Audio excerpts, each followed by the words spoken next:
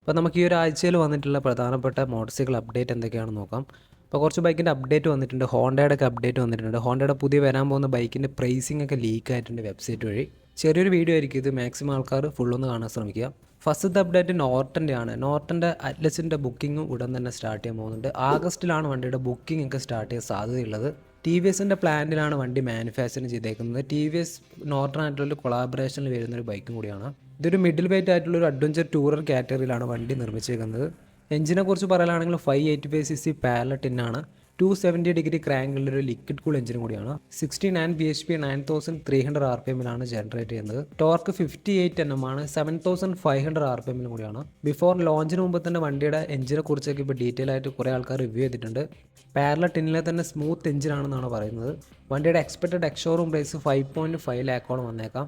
Second update ബജാജിൻ്റെ ആണ്. ബജാജിൻ്റെ first electric ബൈക്കിൻ്റെ ഡെവലപ്മെൻറ്റൊക്കെ ഇപ്പോൾ നടന്നുകൊണ്ടിരിക്കുകയാണ്. പുതിയ ബൈക്ക് അവർ കൊണ്ടുവരുന്നുണ്ട്.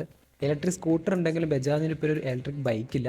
അപ്പോൾ പുതിയൊരു സെഗ്മെൻറ്റ് കൂടി അവർ സ്റ്റാർട്ട് ചെയ്യാനും കൂടി പോവാണ്. ഓൾറെഡി അവർ CNG ബൈക്കൊക്കെ കൊണ്ടുവന്നിട്ടുണ്ടായിരുന്നു. അത് വേൾഡിലെ തന്നെ ഫസ്റ്റ് CNG ബൈക്കിൽ ഒന്നും കൂടിയാണ്. നമുക്കറിയാം 2028 കൂടി ഡൽഹിയിലേക്ക് ഒരുപാട് റൂൾസൊക്കെ വരാൻ പോക്കാണ്. പുതിയ പൊല്യൂഷൻ്റെ റൂൾസൊക്കെ വന്നു തുടങ്ങി. 28 കൂടി പെട്രോൾ ബൈക്കൊക്കെ ബാൻ ചെയ്യുമെന്നൊക്കെയാണ് പറയുന്നത്. അതിൻ്റെ എത്രത്തോളം സത്യാവസ്ഥ ഇപ്പം പുറത്ത് വന്നില്ല. അപ്പോൾ എന്തായാലും ഫ്യൂച്ചറിൽ ഇലക്ട്രിക് മോഡൽസിനൊക്കെയാണ് ഇമ്പോർട്ടൻസ് ഉള്ളത്. അതുകൊണ്ടാണ് ബജാജ് ഇങ്ങനത്തെ ഒരു പ്ലാനിലേക്ക് കടക്കാനുള്ള മെയിൻ റീസൺ. മെയിനായിട്ട് ഇന്ത്യൻ മോഡൽ മാത്രമല്ല, പുറത്തുള്ള ലാറ്റിൻ അമേരിക്കൻ രാജ്യങ്ങളിലേക്കൊക്കെ എക്സ്പോർട്ട് ചെയ്യാനും വേണ്ടിയിട്ടാണ് വണ്ടി നിർമ്മിക്കുന്നത്. മൂന്നാമത്തെ അപ്ഡേറ്റ് കവാസാക്കിയുടെ ആണ്. കവാസാക്കിയുടെ നിഞ്ച 300ൻ്റെ പുതിയ മോഡൽ ഇപ്പോൾ ലോഞ്ച് ചെയ്തിട്ടുണ്ട്. പ്രത്യേകിച്ച് എടുത്തു വരേണ്ടൊക്കെ മാറ്റൊന്നും വണ്ടിയിലില്ല. 3,34,000 രൂപയാണ് വണ്ടിയുടെ എക്സ്ഷോറൂം പ്രൈസ്. പഴയ മോഡൽ വെച്ച് കമ്പയർ ചെയ്യുമ്പോൾ ഏകദേശം ഒരു 17,000 രൂപയോളം കൂടിയിട്ടുണ്ട്. ഗ്രീൻ കളേഴ്സിൽ മാത്രമേ വണ്ടി ഇപ്പോൾ അവൈലബിൾ ആയിട്ടുള്ളൂ. നാലാമത്തെ അപ്ഡേറ്റ് ഹീറോയുടെയാണ്. ഹീറോയുടെ XMR 250ൻ്റെ ലോഞ്ച് ഉടൻ തന്നെ ഉണ്ടാവും. വണ്ടി ഇപ്പോൾ പല ഡീലർഷിപ്പിൻ്റെ അടുത്തേക്കൊക്കെ എത്തിയിട്ടുണ്ട്.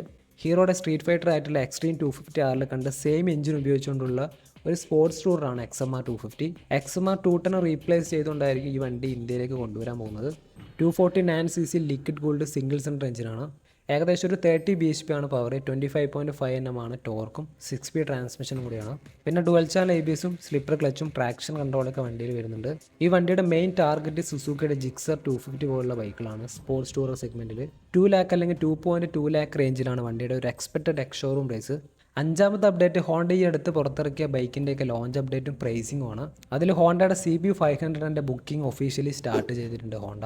ഇത് ഹോണ്ടയുടെ പ്രീമിയം സെഗ്മെൻറ്റിൽ വരുന്നൊരു മോഡലും കൂടിയാണ്. ഹോണ്ടയുടെ ബിഗ് ബിങ് വഴിയാണ് വണ്ടിയുടെ ഡീലർഷിപ്പ് വഴിയാണ് ബുക്കിംഗ് ഒക്കെ സ്റ്റാർട്ട് ചെയ്തേക്കുന്നത്. വണ്ടിയെക്കുറിച്ച് പറയാനാണെങ്കിൽ പെട്ടെന്ന് നോക്കുമ്പോൾ ഹോണ്ടയുടെ CB350 പോലെ തന്നെയാണ് ഡിസൈനിൽ. ഇപ്പോൾ കാര്യമായിട്ടുള്ള വലിയ ചേഞ്ചസ് ഉണ്ടെങ്കിൽ കൂടി ഏകദേശം അങ്ങനെ തന്നെയാണ് ഡിസൈനൊക്കെ. വണ്ടിയുടെ engine 501cc single cylinder air and oil cooled എഞ്ചിനാണ്. 27 bhp ആണ് വണ്ടിയുടെ പവർ. 47 Nm ഓഫ് ടോർക്ക് വരുന്നുണ്ട്. പവറിനേക്കാൾ കൂടുതൽ വണ്ടിക്ക് ടോർക്കാണ് പ്രൊഡ്യൂസ് ചെയ്യുന്നത്. നല്ലൊരു ടോർക്ക് ബാൻഡുള്ള ഒരു ബൈക്കാണ്. എൻഫീൽഡിൻ്റെ ബൈക്ക് പോലെ തന്നെ ഇതൊരു ലോങ് സ്റ്റോക്ക് എഞ്ചിനും കൂടിയാണ്. ടോർക്ക് എഞ്ചിനാണ്. നല്ലൊരു തമ്പ് ഫീൽ വണ്ടീനെ എക്സ്പെക്ട് ചെയ്യാം. പിന്നെ വണ്ടിയിൽ 6 സ്പീഡ് ഗിയർ ബോക്സ് അല്ല 5 സ്പീഡ് ഗിയർ ബോക്സും കൂടിയാണ്. വണ്ടി ഏകദേശം 5 കളേഴ്സിലും ഏകദേശം 3 വേരിയൻറ്റിലും അവൈലബിൾ ആയിരിക്കും. ഇതിൽ ട്യൂബ്ലെസ് ആയിട്ടുള്ള സ്പോക്ക് വീലും കൂടി അവൈലബിൾ ആയിരിക്കും.